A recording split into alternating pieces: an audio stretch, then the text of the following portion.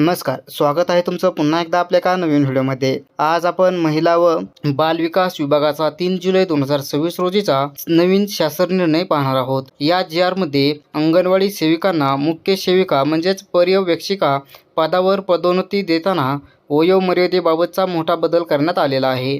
तर हा बदल नेमका काय आहे, कोणाला फायदा होणार आणि आता पुढे नियम कसे असतील हे सर्व अगदी सोप्या भाषेत समजून घेऊया। तर यापूर्वी मुख्य सेविका पदावर पदोन्नतीसाठी 45 वर्षाची वयोमर्यादा होती। या नियमाविरोधात अनेक सेविकांनी उच्च न्यायालयात याचिका दाखल केली होती। उच्च न्यायालयाने या प्रकरणावर निर्णय घेताना सांगितले आहे की काही जुन्या नियमानुसार पात्र सेविकांना संधी दिली पाहिजे।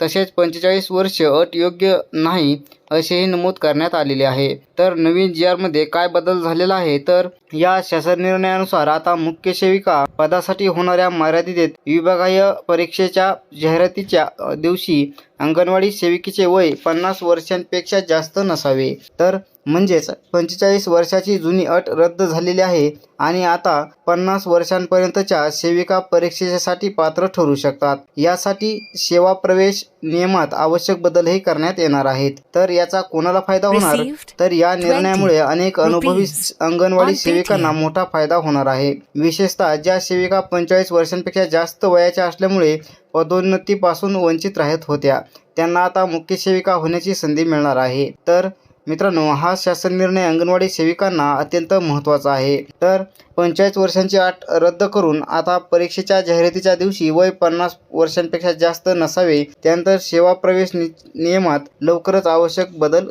केले जाणार आहेत। तर हा व्हिडिओ उपयोगी वाटला असेल तर लाईक करा, चॅनल राहुल शिंदे टेकला सबस्क्राईब करा आणि अशीच शासन निर्णयाची सर्वात आधी माहिती मिळवण्यासाठी बेल आयकॉन नक्की दाबा। धन्यवाद, भेटूया पुढच्या व्हिडिओमध्ये।